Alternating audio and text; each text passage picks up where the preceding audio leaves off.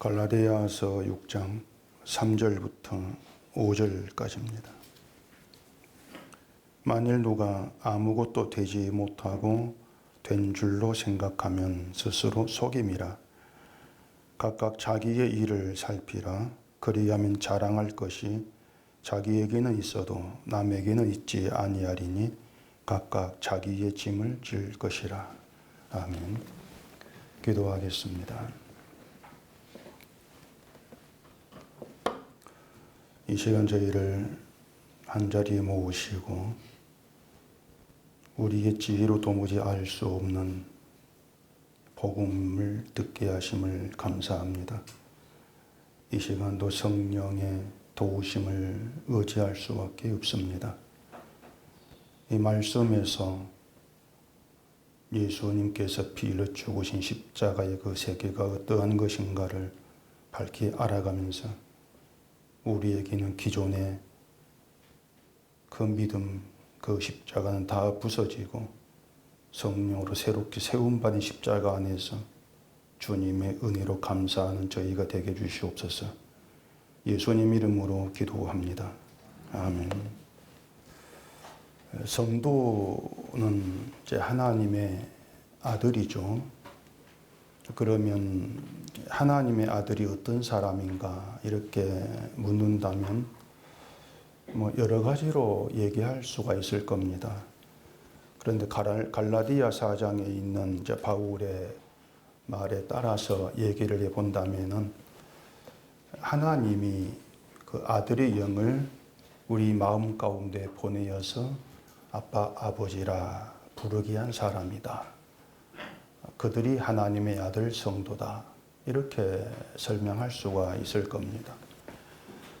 하나님을 아버지라 부르게 하셨다는 것은 이 성도는 하나님이 함께해 주시는 하나의 가족의 관계로 그렇게 삼으시고 여기시고 다루신다.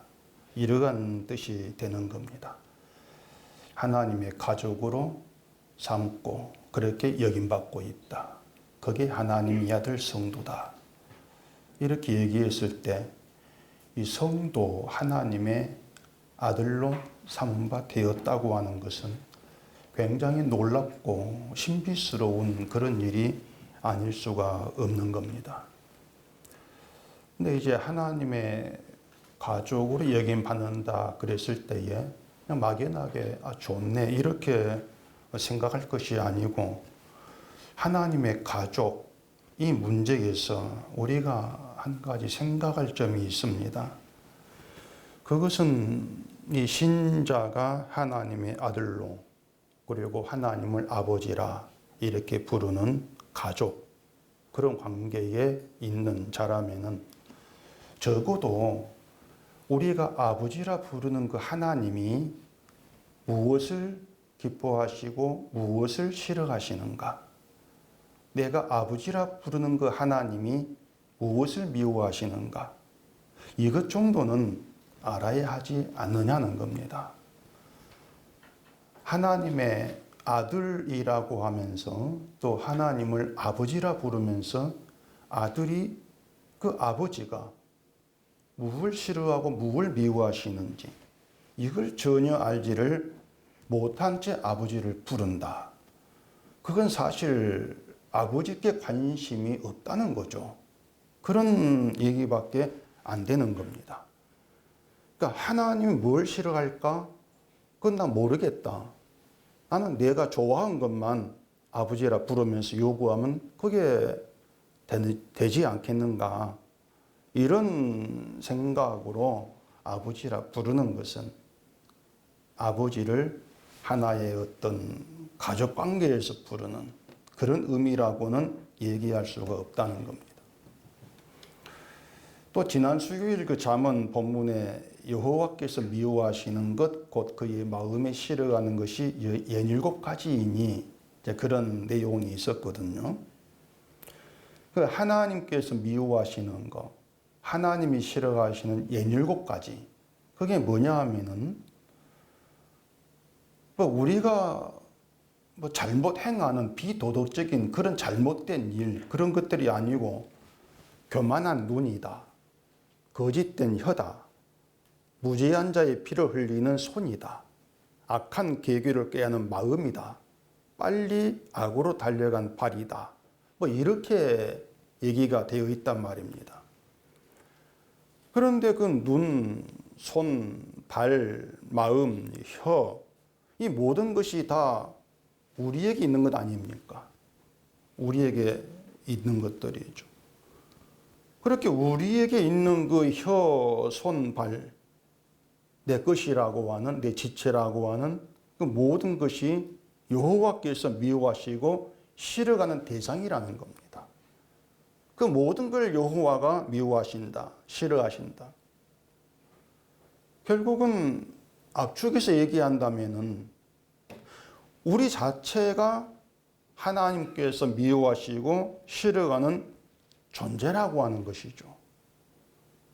그런데 더 절망적인 거, 더 낙심할 수밖에 없는 게 뭐냐면은 그 우리에게 있는 혀나 손이나 발, 마음들을 하나님께서 좋아하는 것으로 바꿀 수가 없다는 겁니다. 도무지 바뀌어지지가 않는다는 거죠. 그런데 그런 우리에게 아들의 영을 보내어서 아버지라 이렇게 부르게 하셨다고 하는 거죠. 아버지라 부르게 하셔서 하나님께서 함께 해 주시는 가족관계에 있게 하셨다. 이제 그게 성경이 얘기하는 성도됨, 그 얘기란 말입니다.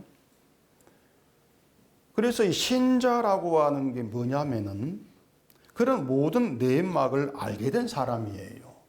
그게 진짜 신자예요.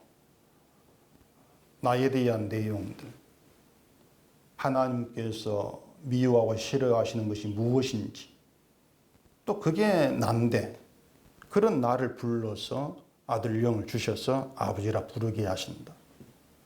그런 모든 내막을 알고 그 모든 내막을 마음에 담고 있는 자, 그런 가운데에서 하나님께 나와지게 되고 하나님을 아버지라 부르게 되어진 자들, 그들을 신자라 이렇게 얘기한단 말입니다.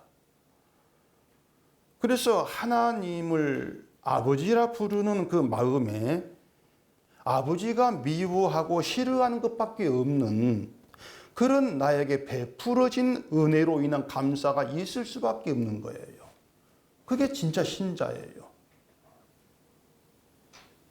하나님을 그냥 맹목적으로 입에 붙어 있는 그런 말로 아버지라 이렇게 불러대는 것이 아니고 정말 감사가 자리하고 있는, 무엇이 감사가 되는지 그 모든 내막을 알고 있는 그런 마음으로 아버지라 이렇게 부르게 된다는 겁니다. 근데 만약에 하나님께서 미워하시고 싫어하시는 것이 무엇인지 모른다 해보세요. 그 모든 걸 모르고 있다. 그럼 그 사람이 하나님을 아버지라 부른다? 그건 자기 착각 속에서 부르는 거죠. 착각 속에 있는 것이죠.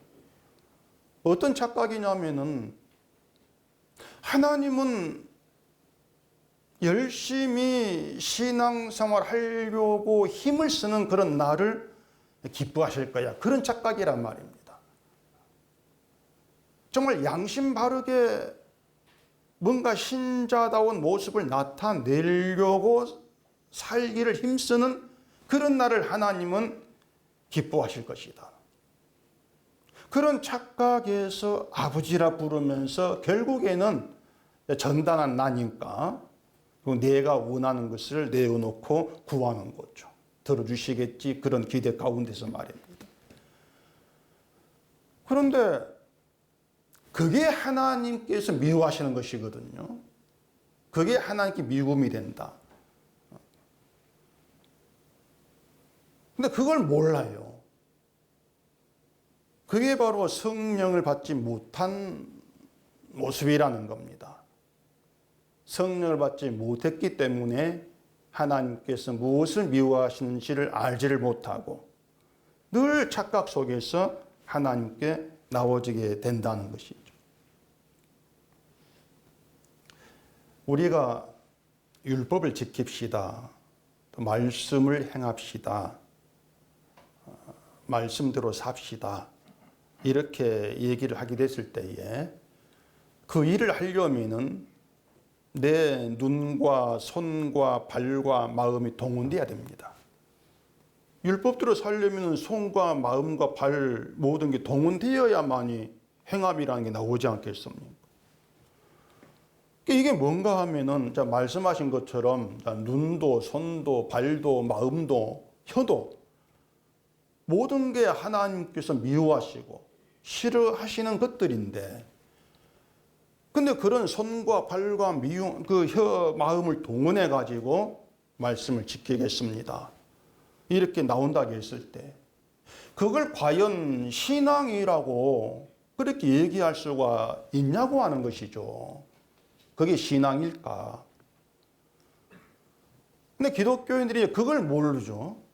그걸 모르기 때문에 결국 잘못 생각하게 되어지는 것이, 하나님은 말씀을 지키지 않고 신앙생활을 열심히 바르게 하지 않은 걸 싫어하시고 미워하신다. 자, 그렇게 잘못 생각할 수밖에 없단 말입니다. 그렇기 때문에 하나님께 미움받지 않으려면은 내가 잘해야 된다고 그렇게 이제 하게 되지만은, 내가 잘해야 되고 내가 잘한 것이 하는 기쁨이 된다고 여기는 그걸 하나님이 미워하신단 말이에요. 그걸 미워하신다. 잠언서 17장 15절에 오면은 악인을 의롭다 하고 의인을 악하다 하는 이 두 사람은 다 여호와께 미움을 받는다, 이렇게 말합니다. 악인을 의롭다 하고 의인을 악하다 하는 이 두 사람을 여호와께 미움받는다. 자, 여러분이라면은 악인을 보고 의롭다, 의인을 보고 악하다 이렇게 하겠습니까? 우리가 살다 보면은 잘못한 걸 보고도 잘못했다고 말하지 못한 그런 경우가 많이 있습니다. 사실 인간하기 때문에 그렇고, 또 나보다 더 힘이 있는 사람이 잘못했을 때 그걸 솔직히 앞에 대놓고 당신 잘못했습니다, 이렇게 말하기 힘들지 않습니까? 내 윗사람이 잘못했을 때에. 또 나와 경쟁 관계에 있는 사람이 어떤 의로운 일을 하면은 그걸 또 인정하기가 싫어요. 나와 경쟁 관계에 있으니까. 그렇기 때문에 그걸 오히려 잘못된 것으로 트집을 잡는 경우도 많단 말입니다. 이런 것들이 정치인들이 아주 잘하는 일이죠. 정치인 그러면 요즘 제가 밥맛이 떨어지는데, 이 정치인들이 잘하는 게 그런 짓거리거든요. 그래서 그냥 그런 행위를 하나님께서 미워하신다. 그러면 아마 이해가 될 거예요. 왜냐하면 하나님은 잘못한 것을 잘못했다고 하고 의로운 것을 의롭다고 하는 그런 정직한 것, 이걸 기뻐하신다, 이리 생각될 것이기 때문에 그렇단 말입니다. 그런데 악인을 의롭다 하고 의인을 악하다 하는 것은 정직하지 못한 도덕의 문제가 아니에요. 어떤 문제냐면은 악인에게 있는 죄, 악인에게 있는 죄가 죄로 보이지 아니할 때, 오히려 그 죄가 의로운 것으로 보일 때 악인을 향해서 의롭다 이렇게 하게 됩니다. 맞죠? 악인의 죄가 죄로 안 보이는 거예요. 반대로 의로 보이는 거예요. 그러니 악인을 향해서 의롭다 이런 말이 나와지게 되는 거죠. 의인을 악하다는 건 반대예요. 의인에게 있는 의가 의로운 것으로 보이지 않아요. 오히려 죄로 보인단 말입니다. 그렇기 때문에 의인을 두고 악하다 이런 말이 나와지게 되는 거예요. 결국 문제가 뭔가 하면은 죄와 의를 모른다는 겁니다. 죄와 의를 몰라요. 죄를 모르고 의를 모르기 때문에 결국에 하나님께서 미워하시고 싫어하시는 것이 무엇인지를 몰라요. 악인을 의롭다고 하면서 그게 하나님께 미움이 된다는 걸 전혀 알지를 모른단 말입니다. 그리고 죄를 모르니까, 의를 모르니까 지금 내가 하고 있는 것이 악인을 향해서 의롭다고 하는 그것이라는 것도 깨닫지를 못해요.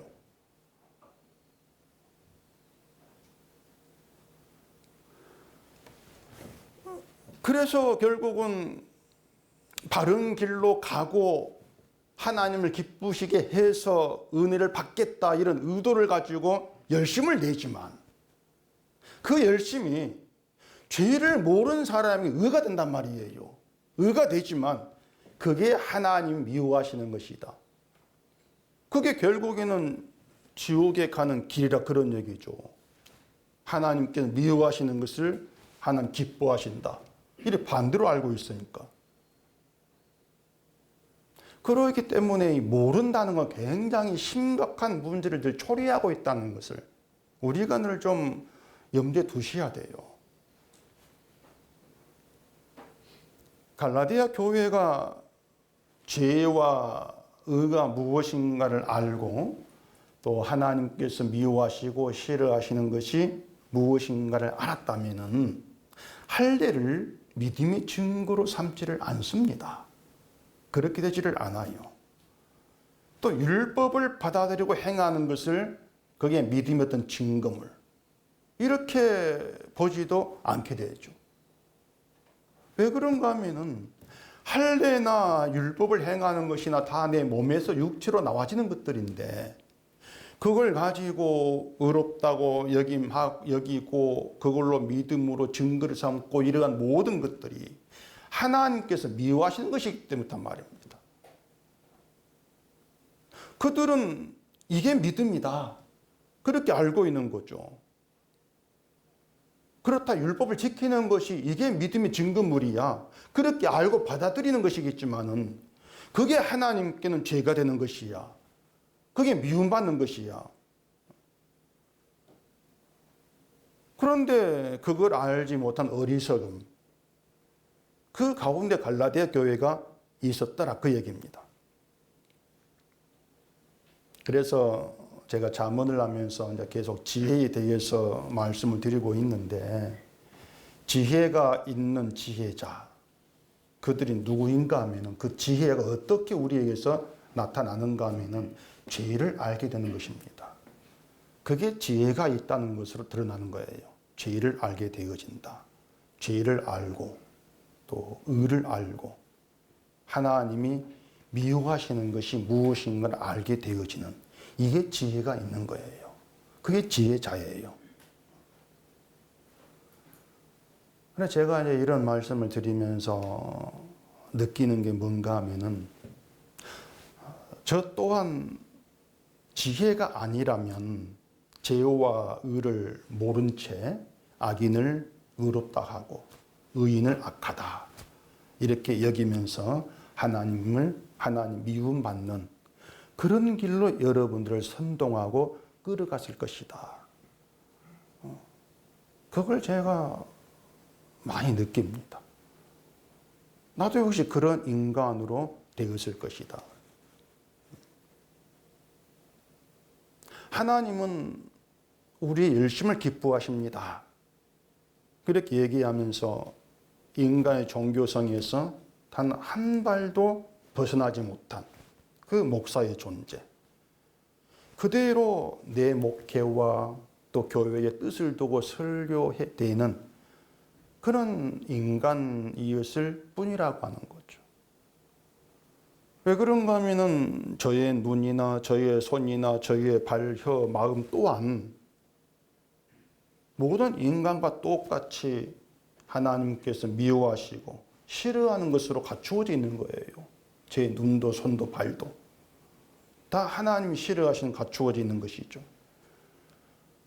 그러니까 그러한 인간으로 존재하는 그런 죄가 하나님께서 기뻐하실 일을 행하겠다. 또 그런 목사 되겠다. 그건 엄청난 착각인 거죠.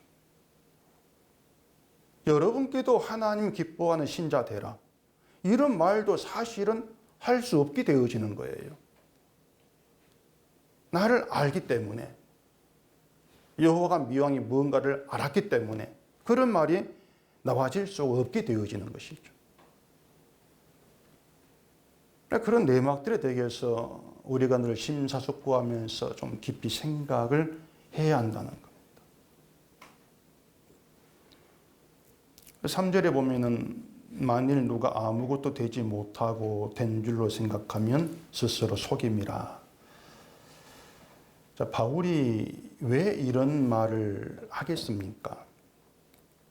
십자가는 우리를 된 줄로 생각하게 하지를 않습니다. 십자가는 되라고 하지도 않고 우리가 난 이만큼 되었어. 그런 생각에 머물게 하지를 않습니다. 오히려 십자가는 우리를 아무것도 되지 못한 자로 만들어냅니다. 그게 우리의 실상인 걸 늘 그렇게 보게 합니다. 그런데 율법은 아니거든요. 율법은 된 줄로 생각하게 합니다. 그 행함이라고 하는 것이 있으면 있을수록, 그게 나에게서 나오면 나올수록 내가 신자 된 줄로 생각하게 하는 게 율법이에요.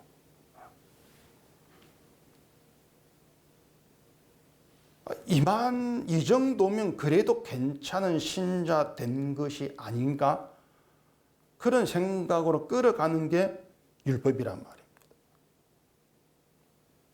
물론 율법의 본래 기능은 그게 아니죠. 율법의 본래 기능은 아무것도 될 수 없음을 알게 하는 게 율법의 본래 기능이에요. 넌 아무것도 되지 못해. 그걸 드러내는 거죠.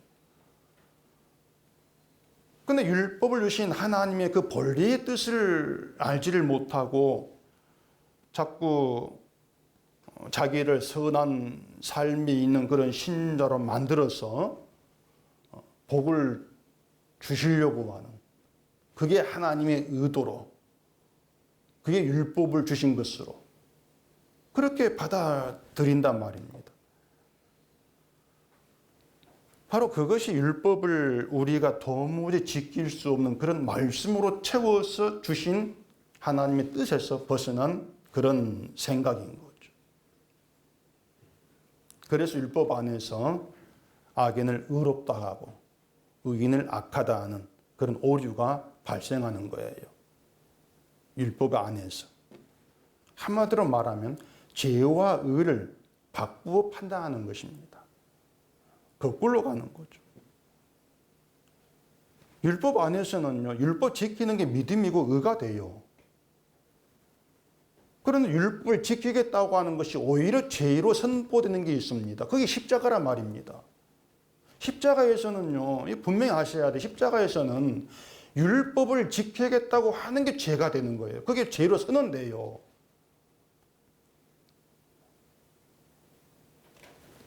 십자가는 예수님이 율법을 다 지키시고 이루셨음을 선포합니다. 그 선포가 있는 게 십자가예요. 그래서 십자가에는 우리가 지켜야 될 것이 없다 그러지 않습니까? 그래 지키라고 한단 말이에요. 지키라고 하면은 예수님이 지키시고 다 이루신 것을 안 믿는다는 겁니다. 그걸 믿지 않는다는 거예요. 그게 죄죠, 그러니까.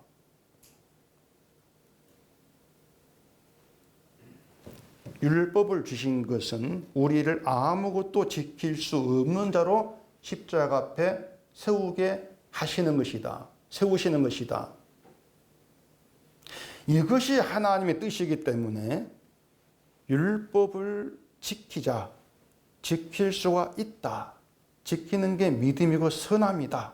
이렇게 나오는 것은 하나님의 뜻에 불순종하는 것이고 예수님의 의와 공로를 믿지 않는 죄가 되는 것이고 하나님이 기뻐하는 자 예수님의 그 은혜, 십자가의 피 흘림을 회방하는 그런 모든 것들이 포함되는 거예요. 그러니 하나님께서 미워하시는 것이고 그게 죄가 된단 말입니다. 그런데 그 죄를 모른다고 생각해 보세요. 그걸 모른다면은 무엇이 죄가 되는 걸 모른다면 결국에는 주의를 지켜가지고 신자가 되겠다. 그리고 복을 받겠다. 이렇게 나와질 수밖에 없지 않습니까? 그게 하나님께 미움이 되는 저주의 길이라는 것도 모른 채 말입니다. 그걸 모르는 거예요.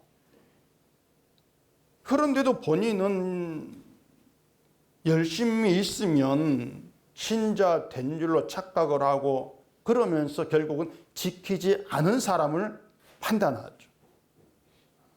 당신 그것은 게으른 것이고 믿음이 없는 거다. 그런 판단이 나오죠. 그게 사탄의 유혹이란 말입니다. 그게. 사탄은요, 되지 못하게 방해하는 게 아닙니다. 신자 되지 못하게 방해하는 게 사탄이 아니고 되라고 부추기는 존재예요. 사탄은. 또 이렇게 돼야지 이렇게 돼야지. 그게 사탄이에요. 하와에게 사탄이 유혹한 게 그거였지 않습니까? 너희가 그것을 먹는 날에는 너희 눈이 밝아져 하나님같이 된다. 그게 뭐예요? 또 이거 먹어라. 선악과 먹고 하나님같이 되라. 그 부추기는 거지 않습니까? 결국에 교회가 말이에요. 이렇게 되라고 말하는 것들 다 죄가 되는 거예요. 다 죄가 되는 것들이고 하나님께 미움이 되는 것들이고 사탄의 유혹에 빠져 있는 것들이죠. 이걸 누가 눈치를 채겠습니까? 아무것도 되지 못하고 아무것도 될 수 없는 게 인간이다. 여러분이 그걸 잊으면 안 됩니다. 될 수 없는 게 우리입니다. 우리가 될 수 있는 거. 그게 뭘까요? 내 힘으로 될 수 있는 거. 우리가 뭐 신자가 될 수 있습니까? 아니면 정직한 자가 될 수가 있습니까? 아니면 하나님 기쁘게 할 수가 있습니까? 아무것도 안 됩니다. 그냥 죄로 인해 죽은 게 인간이에요. 그런 인간이 될 수 있는 게 뭐가 있을까? 생각해 보면은 쉽게 알 수 있는 문제란 말입니다. 아무것도 없구나. 그런데도 될 수 있다고 하고 되어야 한다고 생각이 되어지면은 그 결국에 짐이 되는 거죠.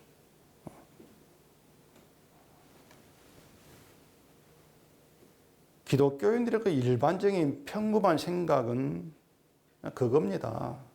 지키고 행하고 열심을 내서 하나님 기쁘게 하는 거. 이게 지극히 평범한 일반적인 생각이에요.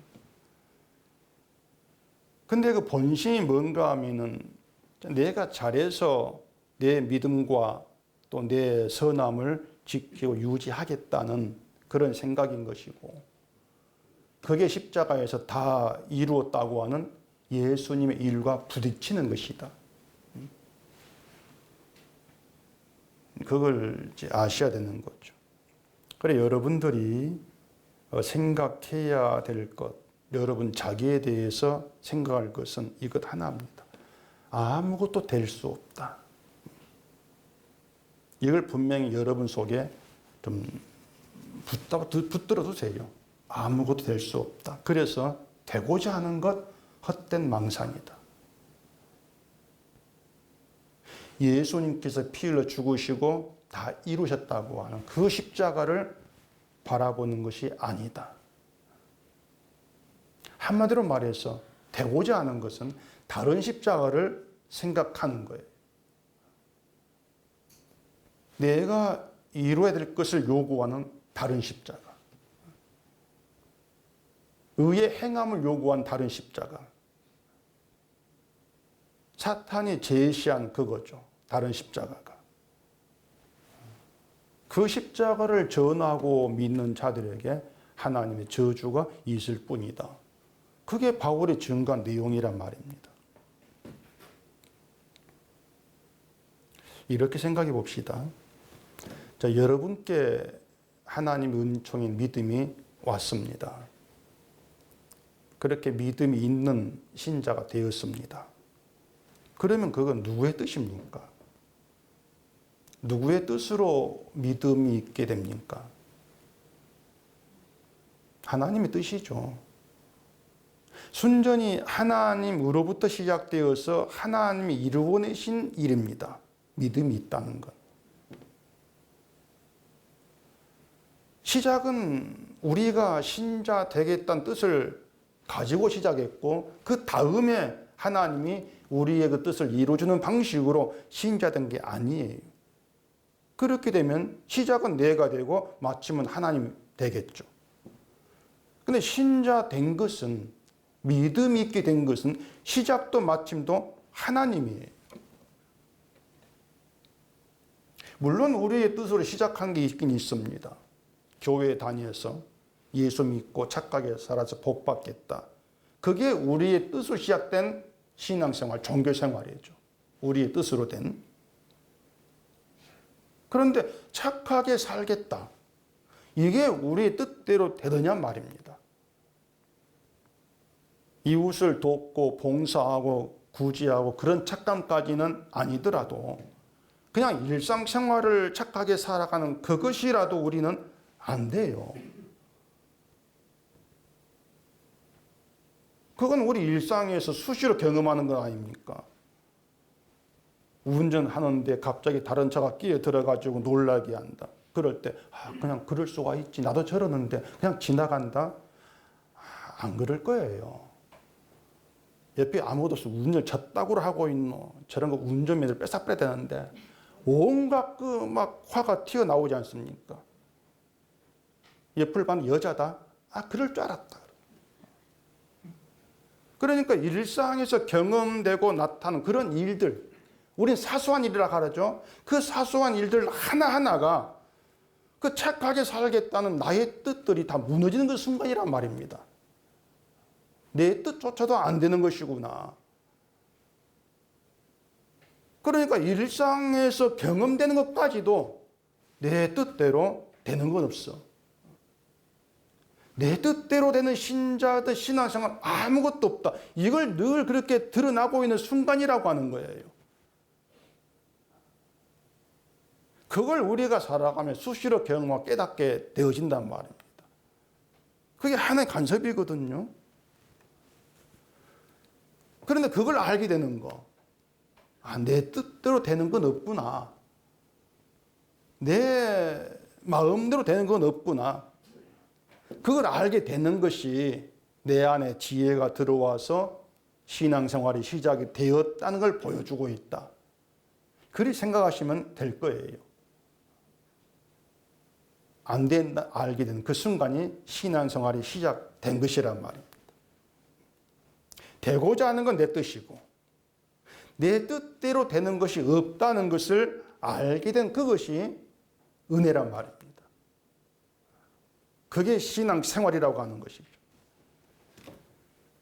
그래서 신자에게는요, 뭐 착한 일, 선한 일, 또 신자다운 행동 그런 것들이 없어야 돼요, 사실은요. 그게 없어야 합니다. 교회 일에 뭐 수고하고 봉사하는 게 착한 일이 되고 그게 믿음이 되고 그게 신자다운 행동이 돼버리면은 결국 그런 일을 하면서 그것으로 내가 신자 되었다고 그렇게 보지 않을 거 아닙니까? 그렇게 자기를 보겠죠. 그리고 더 이제 봉사를 더 많이 하고 더 착한 일을 하면서 더 신자답게 되려고 하는 그런 쪽으로 생각이 향하지 않겠습니까?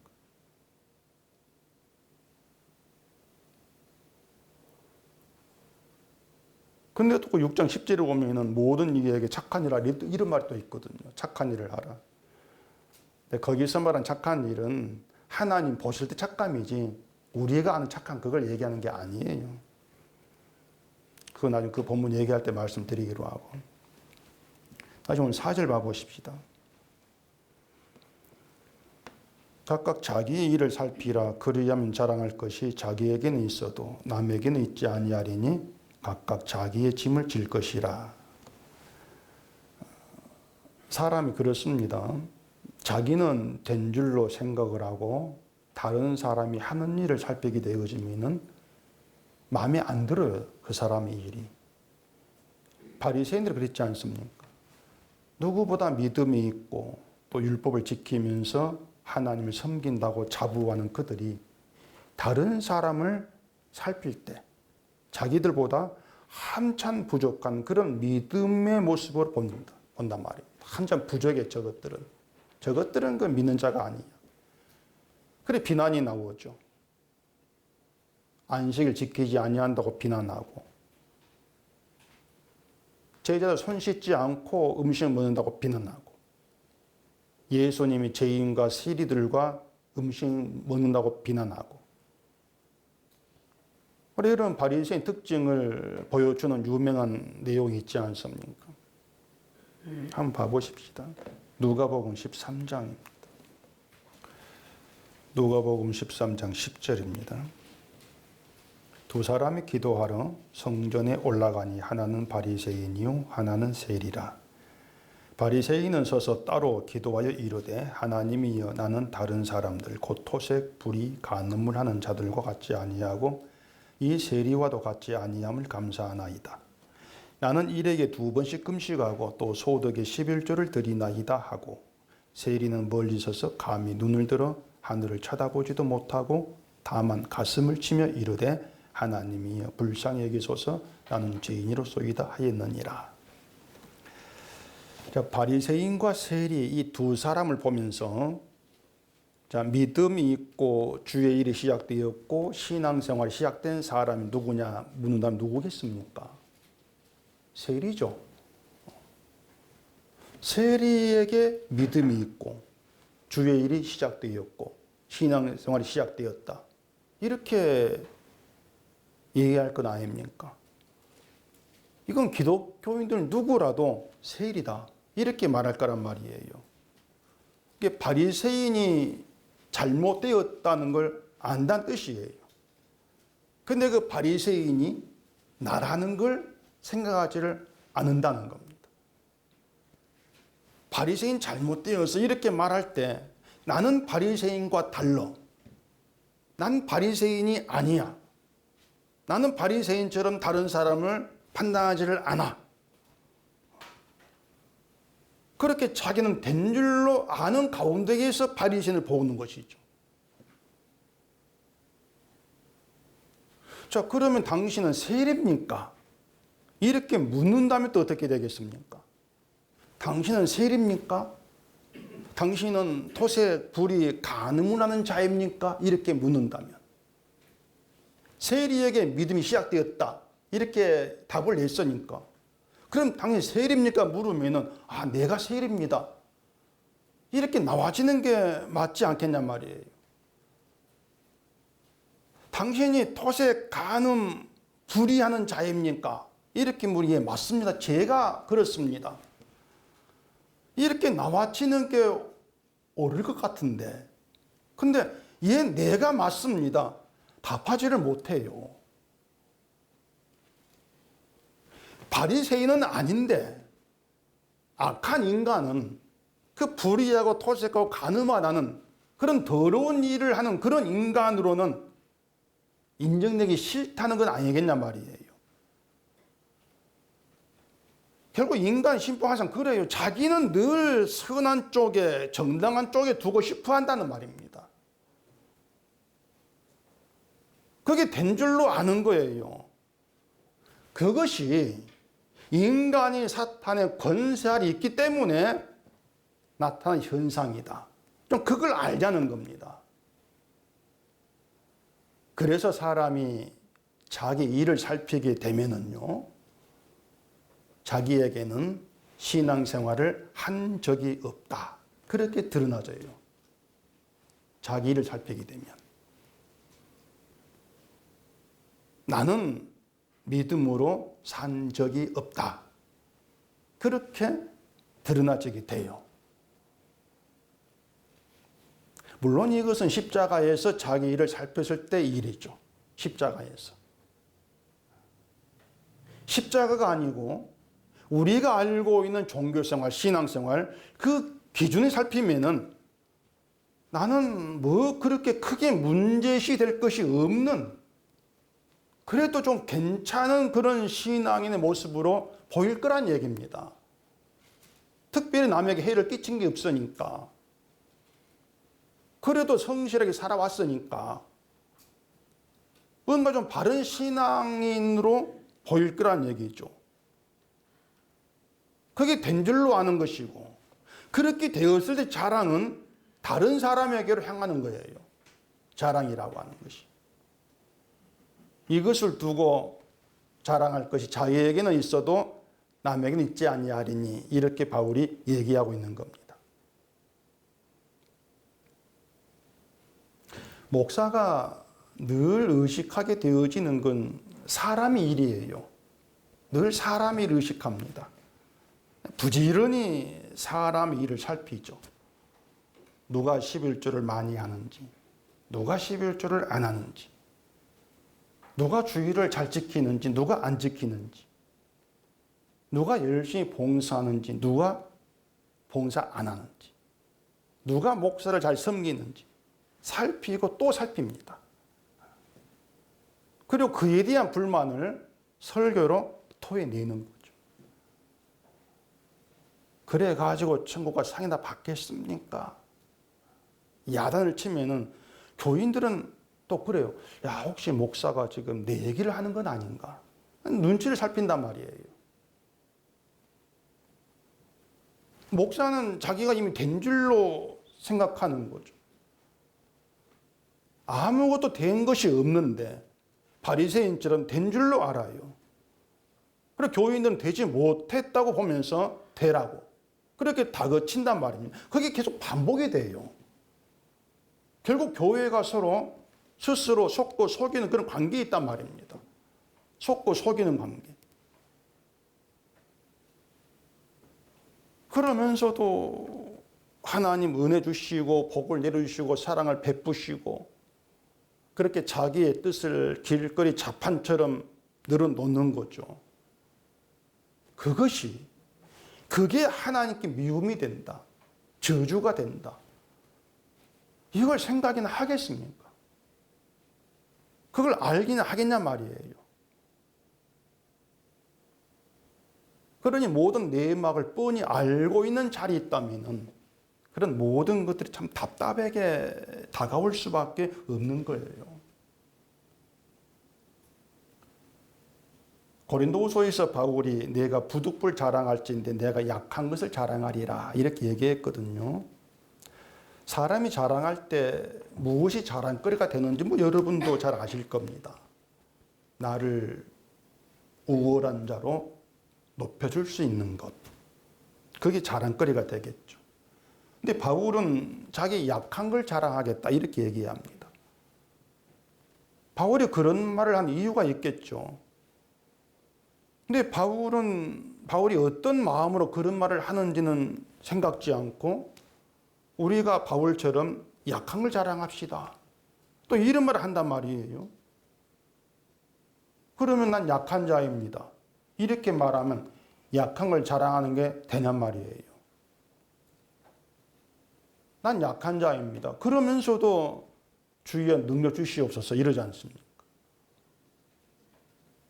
그러니 그게 무슨 신분한 얘기죠.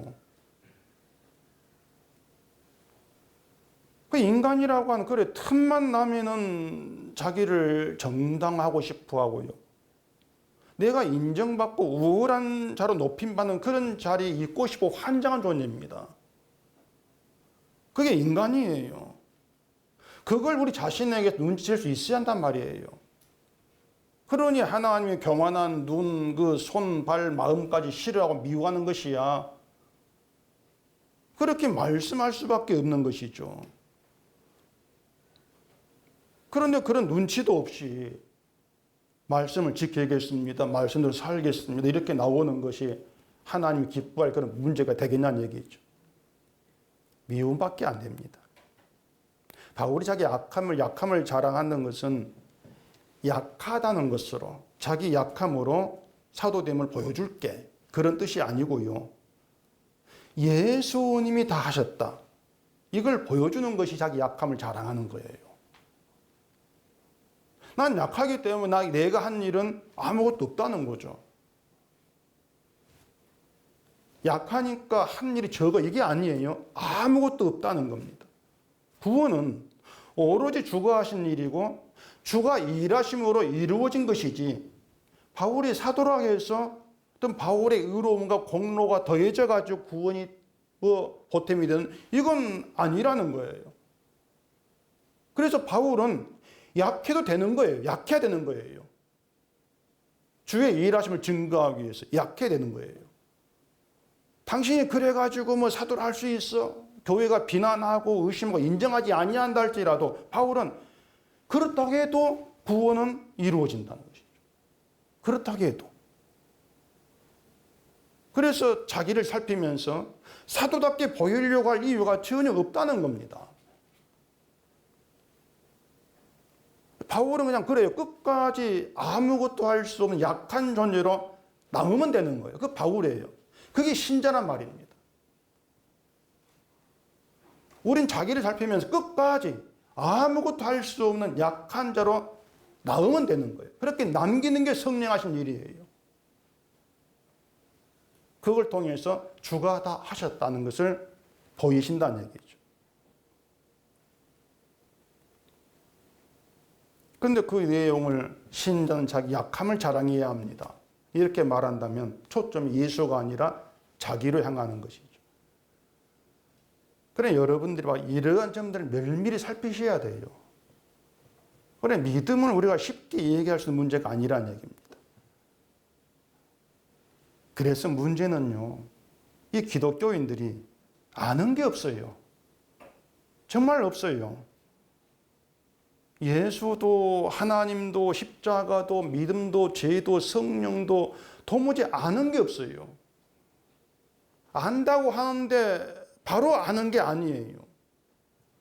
아는 게 없으니까 신앙생활을 한다고 하는 것이 신앙과 반대로 나가고 있는 것이고 십자가를 믿는다고 하는 게 십자가 원수로 행하는 것이고 그런데 그런 자기 형편을 알지를 못하는 거죠.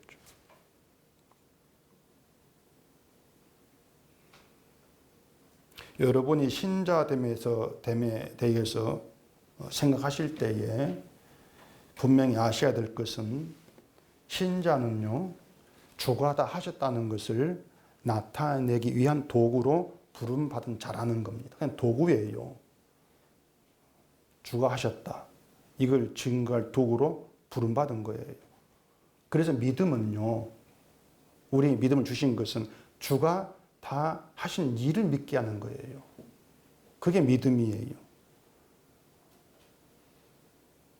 그렇기 때문에 믿음으로 뭔가 하자. 이건 거짓이죠. 하나님께 미움이 되는 것이죠. 주가 하신 일은 여러분 각자에게 있고 그 주가 하신 그 일이 자랑이 되는 거예요. 주가 하신 일이. 그래서 바울이 6장 14절에서 하는 말이 있죠. 몇 번을 읽어도 이것은 우리에게 감동으로 다가오는 것인데. 그러나 내게는 우리 주 예수 그리스도의 십자가 외에 결코 자랑할 것이 없으니 그리스도로 말미암아 세상이 나를 대하여 십자가에 못 박히고 내가 또한 세상을 대하여 그러하니라. 바울에게는 십자가 외에 자랑할 것이 결코 없습니다. 예수를 알기 전에야 자기가 자랑이 되었죠. 근데 그 모든 것이 십자가로 인해서 못 박히고 무너진 거예요. 예수님이 다 이루셨다는 것은 과거에 십자가에 죽으신 것으로 예수님의 일이 다 끝났다. 그 뜻이 아닙니다. 우리가 과거에 일어난 십자가 사건을 상상을 하면서 예수님 다 이루었다 생각을 하고 그걸 믿는다고 하면 다 이루신 믿는 믿음으로 인정되는 것이 아니라는 거예요. 십자가에서 다 이루신 그 일이, 주의 그 일이 지금도 우리에게 이루어지고 있는 겁니다. 성취가 되고 있는 거예요. 그래서 다 이루심은 과거 일이 아니라 오늘도 내일도 주의 일하심을 우리에게서 늘 나타나고 성취된다. 그렇게 볼 문제란 말입니다. 그래서 짐을 서로 지으라고 하고 각자 자기의 짐을 지라 이렇게 얘기하는 것이죠. 짐을 서로 지라는 것은 상대방의 짐이 무거우면 나누어져 주라 이 뜻이 아니라겠죠. 우리가 상대방의 짐을 나누어 질 수가 없어요. 가령 무거운 짐을 인상에 내보십시다. 인생이다. 상대방의 인생 우리가 어떻게 나누어 집니까? 각자 지고 가야 될 인생이죠. 가능하지가 않아요. 그래서 짐을 나누어 진다? 이건 그냥 듣기 좋은 환상의 언어일 뿐이에요. 모든 인간은 다 같은 짐을 지고 있어요. 그 죄라고 그랬죠. 그 죄의 짐을 스스로 해결하고 가볍게 만들려고 하지 말고 군소리 말고 그냥 지라는 겁니다.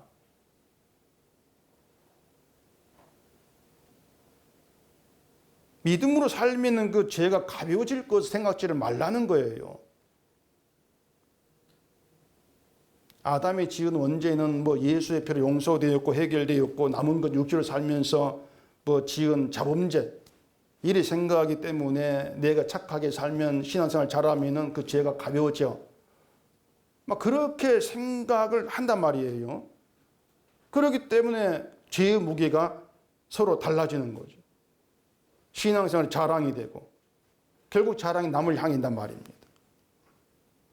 우리에게 성령이 오시는 것은 우리로 하여금 자기의 일을 살피고 자기의 짐을 지게 하기 위해서 그렇습니다. 그게 성령의 일입니다. 죄인됨을 알라고 육체와 함께 정욕과 담심 십자가에 못 박는단 말이에요. 그 십자가에서 육체에서 나오는 것은 죄밖에 없다. 이걸 깨닫게 한단 말입니다. 그런 육체를 가지고 선을 행하겠다, 말씀을 지키겠다. 이것이 하나님께서 미워하시는 것이다. 그것까지 보게 하는 게 성령이죠. 그렇게 자기를 살폈을 때에 십자가에서 주가 다 이루신 그것이 용서구나. 이걸 보게 된단 말입니다. 그래 바울이 말하는 그리스도의 법은 용서고 사랑인 거예요. 예수님이 일방적으로 사랑하시고 용서하신 것이 주의 그리스도 법이기 때문에 그 법은 예수님이 지키시고 이루었어요. 그리스도의 법은. 때문에 우리가 지킬 법은 아니란 말입니다. 그래서 각각 자기의 짐을 지라는 것은 서로가 예수님의 용서를 받은 자로 함께 할 걸 얘기하는 거예요. 그게 6절에서 얘기한 것이거든요. 가르침을 받은 자는 말씀을 가르치는 자와 모든 좋은 것을 함께하라. 가르침을 받는 자나 가르치는 자에게 좋은 건 용서입니다. 주를 가르친다면 그 가르침에 좋은 건 용서로 드러나겠죠. 가르침 받는 자나 가르치는 자나 짐이 같아요. 죄가 같아요.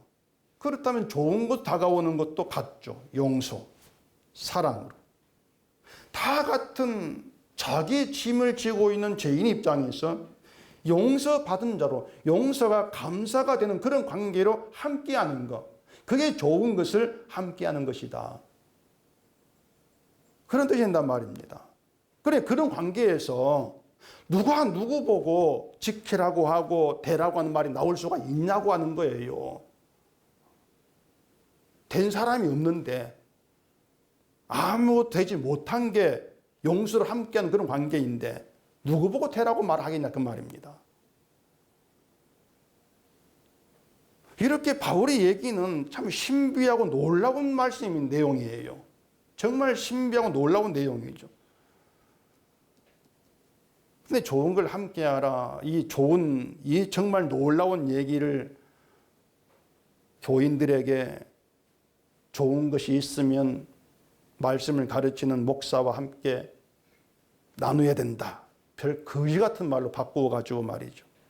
설교를 한다. 기가 막힌 노릇이 아니겠습니까? 정말 거지 같은 말이에요.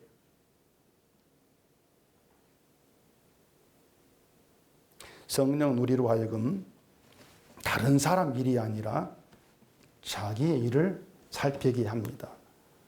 자기의 일을 살피면 다른 사람의 복음을 안다, 모른다, 옳다, 그르다 이런 판단이 나올 자격이 나에게 없음을 알게 돼요. 다만 예수의 피로 인해서 용서받은 그 관계, 그 지체로 함께할 뿐인 것이에요.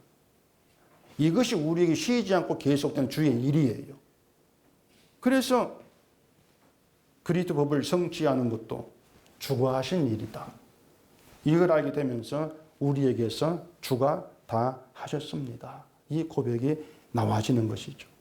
이것이 예수님이 다 이루심에 참여되는 신자다. 그런 참여되게 하기 위해서 믿음을 주신 것이다. 교회는 모두가 같은 인간으로 함께합니다. 자기 일을 살피면은 같은 인간으로 함께 될 수밖에 없어요. 교인 수가 수천, 수만, 수백이랄지라도 결국은 하나예요. 한 사람이에요. 죄로 인해 죽은 자, 그 점에서 한 사람이에요. 이걸 두고 아담 안에서 이렇게 말한 것입니다. 그래서 교회는 주가 살아 계신다. 주가 일하신다. 이것으로 전혀 부족함이 없습니다. 서로를 바라보면서 누가 더 부족해? 그 얘기가 나올 건덕지가 없어요. 그리스도 안에서 다 같아요. 주가 살아계신다. 주가 일하신다. 신자는 그렇게 주의 살아계심, 주의 일을 증거하라고 부름받은 도구다. 이것이 여러분 심령에 힘이 지지 않고 생생하게 살아있기를 바랍니다. 기도하겠습니다. 우리 아버지 하나님, 이 시간도 저희를 말씀 앞에서 우리가 누구인가를 보게 하시고 우리가 신자로 부름받고 믿음 가운데 있는 그 현장에 주가 계신다는 것을 다시 깨닫게 하신 것을 감사합니다. 우리가 살아온 적은 없습니다. 주께서 살아계셨고 주가 일하신 덕분입니다. 주의 은혜 때문에 이 시간도 저희가 주를 그리스도로 고백하게 되어집니다. 우리의 모든 시선이 주님께로만 향하게 해주시옵시고 각각 자기를 살피게 하신 성령으로 말미암아서 주의 용서하심이 우리 모든 성도의 심령에 충만함으로 채워지고 그저 용서를 아는 감사하는 그런 관계로 함께하는 저희가 되게 해주시옵소서. 예수님 이름으로 기도합니다. 아멘.